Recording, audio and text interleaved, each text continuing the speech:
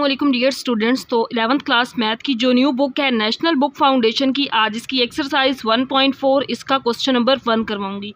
तो question number 1 जो है इसके 4 पार्ट्स हैं, 1 बाय 1 इसके चारों पार्ट्स करवाऊंगी। लेकिन उससे पहले, इस क्वेश्चन को करने से पहले इस एक्सरसाइज में कुछ बेसिक कॉन्सेप्ट्स हैं जिनसे हमने ये एक्सरसाइज करनी है। तो पहले उन बेसिक्स कॉन्सेप्ट्स का पता होना चाहिए, तभी हम इस एक्सरसाइज को ईजिली सिंप्लीफाई कर सकते हैं।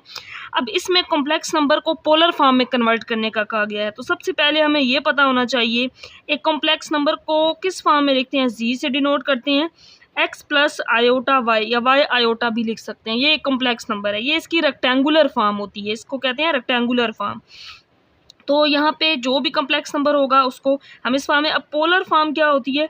पोलर फॉर्म में यहाँ पे आर आता है और cos theta plus iota sine theta, ये कहलाती है एक कॉम्प्लेक्स नंबर की पोलर फॉर्म। ये रेक्टेंगुलर फॉर्म है और ये इसकी पोलर फॉर्म है। अब इसके अंदर आर कैसे फाइंड करेंगे? आर क्या होता है? ये यहाँ पे जो कोऑर्डिनेट्स होते हैं एक्स और वाई के, एक्स का स्क्वायर और वाई का स्क्वायर, तो यहाँ से हम आर फाइंड कर सकते हैं। और थीटा इसके अंदर फाइंड करना है क्योंकि पोलर फॉर्म में आर और थीटा चाहिए। थीटा फाइंड करेंगे tan inverse mod Y over X. Mod का क्या मतलब है कि एक्स और वाई की वैल्यू अगर नेगेटिव भी होती है ना, वो मॉड की वजह से वो पॉजिटिव हो जाती है। तो आर इस तरीके से फाइंड कर लेंगे और एंगल को इस तरीके से फाइंड कर लेंगे। अब एंगल जो है ये पॉजिटिव किस क्वाड्रेंट में है, यह हमें कैसे पता चलेगा? वो एक्स और वाई की वैल्यू पे डिपेंड करता है।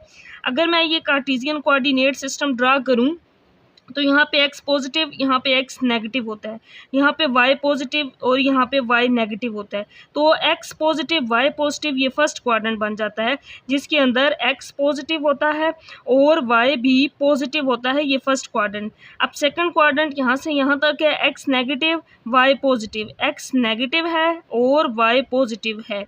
थर्ड क्वाड्रेंट ये वाला क्वाड्रेंट है जिसके अंदर x नेगेटिव है और y भी नेगेटिव है। ये फोर्थ क्वाड्रेंट है ये वाला यहाँ से यहाँ तक, जिसमें एंगल ये 0 to 90, 90 to 180, 180 to 270, 270 to 360, ये फोर्थ क्वाड्रेंट है जिसमें x पॉजिटिव है बट y नेगेटिव है। अब क्वेश्चन में एक्स और वाई की जो वैल्यू होगी ना, जिससे हमने आर फाइंड करना है, एंगल फाइंड करना है, वो जो एंगल होगा ना थीटा, हम वो देखेंगे कि यहाँ पे जो एंगल आया है वो किस क्वाड्रेंट के अंदर है। अगर वो फर्स्ट क्वाड्रेंट में हुआ ना तो आर्गूमेंट ऑफ जी पहले क्वाड्रेंट के अंदर पॉजिटिव ही रहेगा। ये चीज़ याद रखनी है कि principal angle argument of Z first quadrant में थीटा ही रहेगा, चेंज नहीं होगा। यही आर्गूमेंट ऑफ जी एंगल जो होगा अगर सेकंड क्वाड्रेंट में आ जाए, एक्स नेगेटिव वाई पॉजिटिव आ जाए, X negative Y positive second quadrant में, तो फिर ये सेकंड क्वाड्रेंट में जो भी एंगल होगा उसको पाई में से पाई माइनस थीटा कर देंगे। अगर थर्ड क्वाड्रेंट आ जाए जिसमें एक्स भी नेगेटिव वाई भी नेगेटिव आ जाए, तो इसमें आर्ग्यूमेंट ऑफ जी यानी कि प्रिंसिपल एंगल जो होगा वो माइनस पाई प्लस थीटा होगा, एंगल में से हम माइनस पाई कर देंगे। अगर फोर्थ क्वाड्रेंट आ जाए तो इसके अंदर जब फोर्थ क्वाड्रेंट क्या होता है और इसमें एक्स पॉजिटिव वाई नेगेटिव, तो इसमें आर्ग्यूमेंट ऑफ जी जो होता है ना ये माइनस थीटा हो जाता है, माइनस थीटा। फर्स्ट में एंगल सेम रहता है, जो होगा वही रहेगा। सेकंड में पाई माइनस थीटा, थर्ड में माइनस पाई प्लस थीटा और फोर्थ में माइनस थीटा होगा। तो इस क्वेश्चन को करने के लिए ये बेसिक कॉन्सेप्ट का पता होना चाहिए। और इसके अलावा एक और छोटा सा टेबल है जो याद रखना इस क्वेश्चन के लिए ज़रूरी है। वो टेबल क्या है? इसी टेबल को वैसे हमने आगे सारे रिमेनिंग बाकी जितने भी क्वेश्चन हैं उनमें भी यूज़ करना है, याद कर लें, या फिर डायरेक्ट कैलकुलेटर पे भी वैल्यू निकाल सकते हैं। बट जो कुछ क्वेश्चंस के पास कुछ क्वेश्चंस ऐसे आ जाते हैं कि जिनमें डायरेक्ट टेबल से ही वैल्यू पुट करना ज़रूरी होती है। कुछ स्टूडेंट्स के पास कैलकुलेटर ऐसे होते हैं कि उनमें पॉइंट्स में वैल्यू आ रही होती है, तो उनको नहीं पता होता कि अब एग्जैक्ट वैल्यू क्या लगाएं।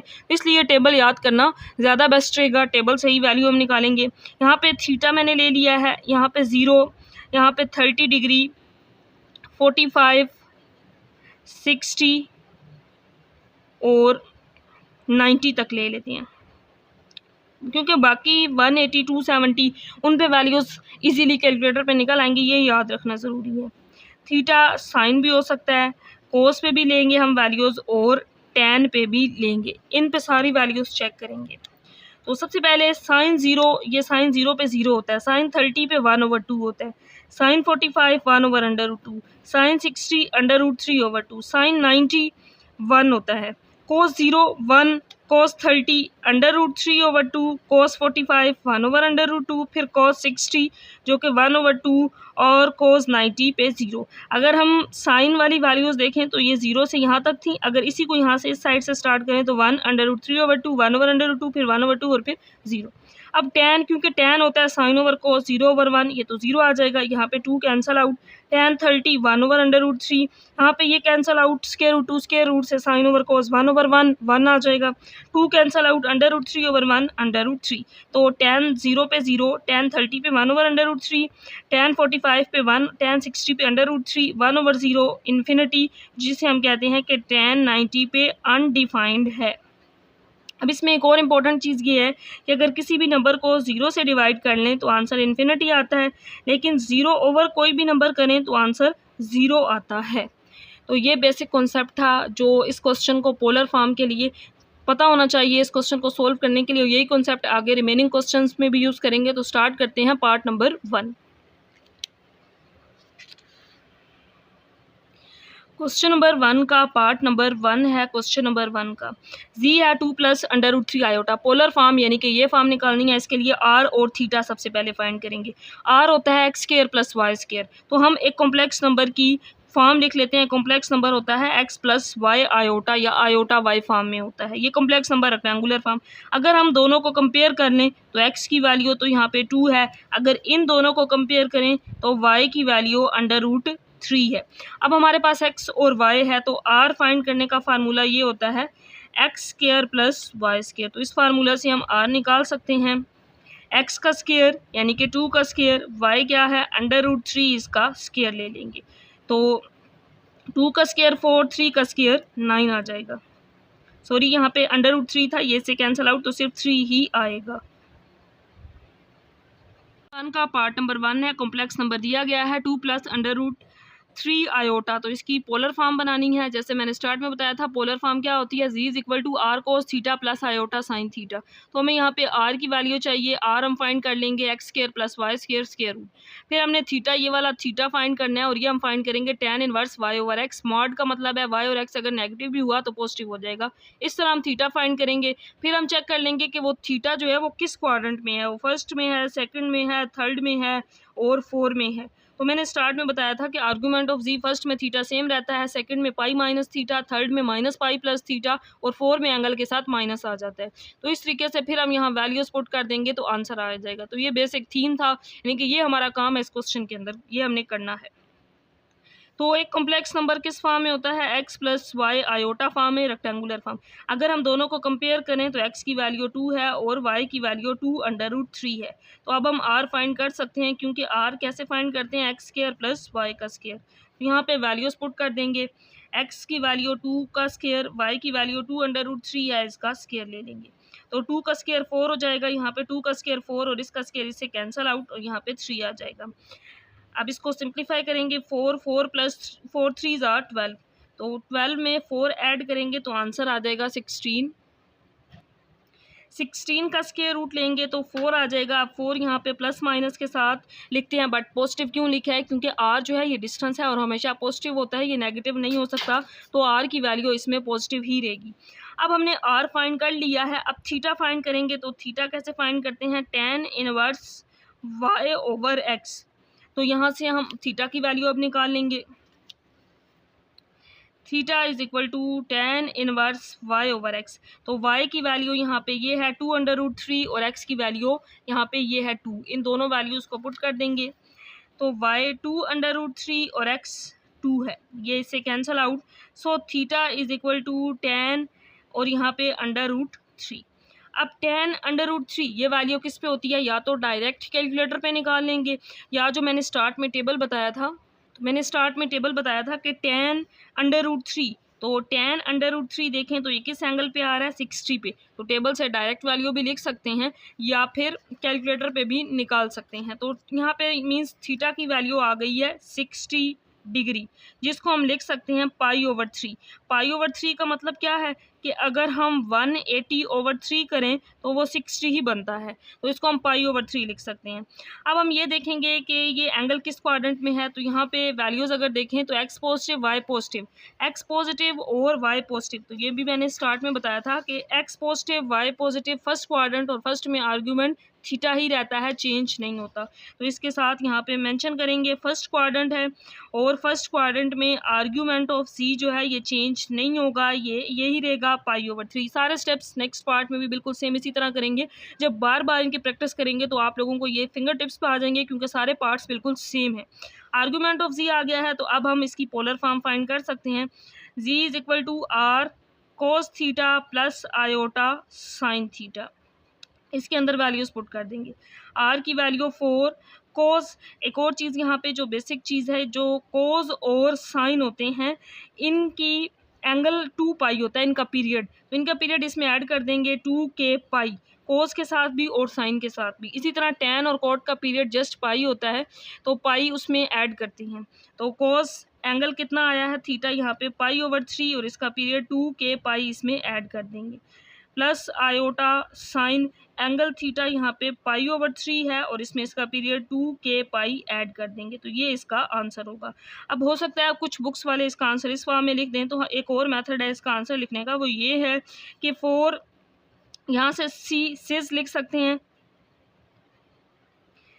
कोस का c, फिर आयोटा का i और साइन का s, सिस π/3 प्लस 2k पाई। तो इसका आंसर इस तरीके से भी लिख सकते हैं, या फिर इसी को कोस आयोटा साइन इस फॉर्म में भी लिख सकते हैं, तो ये इसका आंसर होगा। इसके बाद part number 2, Z is equal to 3 minus √3 iota है। कॉम्प्लेक्स नंबर की रेक्टेंगुलर फॉर्म, यानी कि कॉम्प्लेक्स नंबर इस फॉर्म में होता है x plus iota, y compare किया है, x की वैल्यू 3, y की वैल्यू -√3। तो सबसे पहले r फाइंड करेंगे, फिर थीटा फाइंड करेंगे। r होता है x का स्क्वायर प्लस y का स्क्वायर, तो इसमें वैल्यूज पुट कर देंगे 3 का स्क्वायर प्लस -√3 का स्क्वायर। तो यहाँ पे आ जाएगा 3 का स्क्वायर 9 और ये स्क्वायर इससे कैंसिल आउट, तो यहाँ पे जस्ट माइनस का स्क्वायर तो प्लस हो जाएगा, 3 आ जाएगा। तो 9 में 3 ऐड करेंगे तो 12। अब 12 के अगर फैक्टर्स बनाएं इस तरीके से, तो 2 6 आर 12, 2 3 आर 6 और 3 1 आर 3। तो इस 12 की जगह पे लिखा जा सकता है 2√3, मीन्स r की जो वैल्यू है वो 2√3 आ गई है।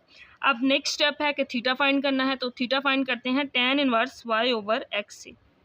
यहाँ पे मॉड का साइन, क्योंकि अगर नेगेटिव वैल्यू भी हो तो पॉजिटिव हो जाती है, y/x, y इसमें -√3 है, तो यहाँ पे -√3 और x की वैल्यू 3 है, मॉड की वजह से ये प्लस हो जाएगा। tan इनवर्स √3 और ये 3 है, इसको 2 दफ़ा √3 और √3 लिख सकते हैं सिंप्लीफाई करने के लिए, क्योंकि 3 है तो इसको √3 ये क्या बन जाएगा √3 का square, so which is equal to 3। तो हम इस 3 को 2 दफ़ा √3 लिख सकते हैं, तो ये इससे कैंसिल आउट। सो यहाँ पे जो थीटा की वैल्यू है ये आ गई है tan इनवर्स 1/√3।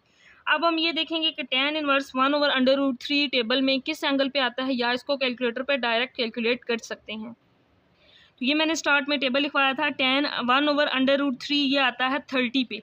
इट मीन्स यहाँ पे जो एंगल है वो 30 डिग्री है। इसको पाई की फॉर्म में, रेडियन की फॉर्म में यानी कि लिख सकते हैं, तो π/6, पाई का मतलब 180/6, 6 3 आर 18, तो 30 को π/6 भी लिखा जा सकता है। अब हमने ये चेक करना है कि एंगल आर्गूमेंट ऑफ जी किस क्वाड्रेंट के अंदर है। तो यहाँ पे अगर हम देखें तो x पॉजिटिव y नेगेटिव, तो मैंने स्टार्ट में ये टेबल बताया था, x positive y negative, x positive y negative, तो ये फोर्थ क्वाड्रेंट है और फोर्थ क्वाड्रेंट में आर्ग्यूमेंट ऑफ z -θ हो जाता है, तो इस वैल्यू के साथ जस्ट माइनस आ जाएगा, बाकी आंसर सेम रहेगा। यहाँ पे हम लिख देंगे कि एंगल जो है वो किस क्वाड्रेंट में है, फोर्थ क्वाड्रेंट के अंदर है, और फोर्थ के अंदर जो आर्ग्यूमेंट ऑफ z होता है वो माइनस होता है, -θ होता है, इस वजह से ये -π/6 हो जाएगा। तो अब हमने यहाँ पे r और थीटा दोनों वैल्यूज़ फाइंड कर ली हैं, तो पोलर फॉर्म में वैल्यूज़ पुट कर देंगे। पोलर फॉर्म होती है r cos theta plus iota sine theta.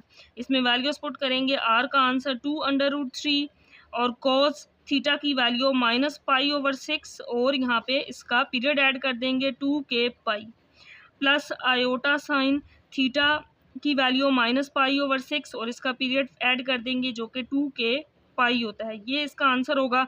या एक स्टेप और अगर करें तो कोस के एंगल में माइनस जो होता है वो प्लस हो जाता है, तो इसको प्लस करके भी लिख सकते हैं। अदरवाइज ये भी इसका करेक्ट आंसर है। तो बाकी इसके जो 2 पार्ट्स रह गए हैं, पार्ट नंबर 3 और 4, तो इंशाल्लाह वो मैं नेक्स्ट लेक्चर में करवाऊंगी। आज मैंने इसके पार्ट नंबर 1, 2 और एक्सरसाइज से रिलेटेड जो बेसिक कॉन्सेप्ट था, जो इस पूरी एक्सरसाइज में हमने यूज़ करना है, वो सारा आप लोगों को लिखवाया है। टेबल याद करना ज़रूरी है, क्योंकि टेबल को अभी हमने आगे रिमेनिंग क्वेश्चंस में भी यूज़ करना है।